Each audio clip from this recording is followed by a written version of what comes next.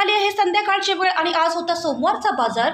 मग मस्तपैकी अशी ताजी अशी पालकाची जुडी आणलेली आहोत नी. मग परीचं चाललं होतं की परी पण करते बघा इकडं व्हिडिओ, परी पण व्हिडिओ करते तिच्या मोबाईलने. मग परीचं चाललं होतं भजी पाहिजे, भजी खाणार. म्हटलं बाहेरचं देण्यापेक्षा आत्ताच तर कुठे पोरांना थोडं ठीक झालं आहे. मग मस्तपैकी मी ना पालकाचे भजी घरात बनवले. मस्त अप्रतिम भन्नाट चव झालेली आहे, भयंकर स्वादिष्ट झालेले आहे. तर या मंडळी मस्तपैकी चाखूया गरमागरम पालक भजेचा आस्वाद घेऊया.